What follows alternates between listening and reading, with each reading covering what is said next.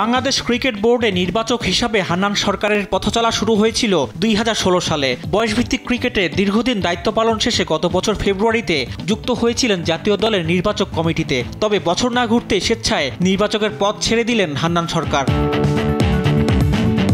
শনিবার রাতে আনুষ্ঠানিকভাবে বিসিবিকে নির্বাচকের পদ থেকে পদত্যাগের কথা জানিয়েছেন সাবেক এই ক্রিকেটার। নির্বাচক পদ ছাড়লেও ক্রিকেটের সঙ্গেই থাকছেন হান্নান সরকার। তবে এবার নতুন ভূমিকায় হাজির হতে যাচ্ছেন তিনি। ভূমিকা বদলে এবার কোচিংয়ে ক্যারিয়ার করতে চান এই সংগঠক। আমার কাছে মনে হচ্ছে আমার ফিউচার ক্যারিয়ারের জন্য আমার কোচিং ক্যারিয়ারটা আরও ভালো করার সুযোগ রয়েছে এবং আমার এক্সপিরিয়েন্সও রয়েছে। আমি লেভেল 2ও করেছি 2011-তে। তো সব জায়গা থেকে কোচিংটা আমাকে সাপোর্ট করছে এবং আমার ফিউচার ক্যারিয়ারের জন্য আমার কাছে মনে হচ্ছে এটা ডিসিশনটা যেতেই হবে, সেটা আজকে হোক, কালকে হোক বা দুদিন পরে হোক। তো ক্রিকেট বোর্ডের বর্তমান দৃষ্টিভঙ্গিটা আমার কাছে মনে হচ্ছে আমাকে ইন্সপায়ার করেছে এই ধরনের সিদ্ধান্তে যাওয়ার ক্ষেত্রে। আসন্ন ঢাকা প্রিমিয়ার লিগে কোচ হিসাবে দেখা যাবে হান্নান সরকারকে। নিজের ভবিষ্যতের কথা চিন্তা করেই কোচিংয়ের পথ বেছে নিচ্ছেন বলে জানিয়েছেন তিনি।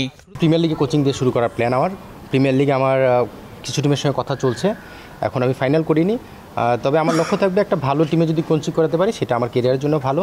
আমি ভালো বলতে কোনো টিমকে ছোটো বড়ো আমি বলতে পারছি না, বাট কাগজে কলমে কিছু টিমকে দেখলেই বোঝা যায় এই টিমের কম্বিনেশনটা হয়তো ভালো। সেই জায়গা থেকে আমার নজরটা থাকবে একটা ভালো টিমে কাজ করা। সো প্রিমিয়ার লিগ দিয়ে আমি কোচিংটা ইনশাল্লাহ শুরু করতে চাই। হুট করে নির্বাচকের পদ ছাড়ার ঘোষণা দিলেও আগে থেকে বিষয়টি নিয়ে বিসিবির সঙ্গে আলোচনা করেছিলেন বলে জানিয়েছেন অভিজ্ঞ এই নির্বাচক। বিসিবির সঙ্গে স্বাভাবিকভাবে আমি কিন্তু এটা বেশ 3 মাস যাবতই আলোচনা করছি। আমার নাজমুল আবেদিন ফাহিম স্যার, ফাহিম সিনহা, সবার শেষে ফারুক ভাই আমাদের প্রেসিডেন্ট, ওনার সঙ্গে আমি কথা বলেছি।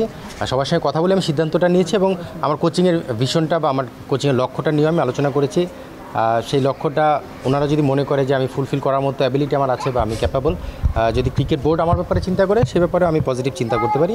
2024 সালে 12 ফেব্রুয়ারি প্রধান নির্বাচক গাজী আশরাফ হোসেন লিপুর ডেপুটি হিসাবে দায়িত্ব পান হান্নান। তবে বিসিবির সঙ্গে চুক্তি ছিল 2026 সাল পর্যন্ত। তার আগেই নতুন লক্ষ্য নিয়ে দায়িত্ব ছাড়লেন তিনি। এবার নতুন ভূমিকা নিজেকে কতটা প্রমাণ করতে পারেন সেটাই এখন দেখার। রিফাত আঞ্জুম, দেশ টিভি, ঢাকা।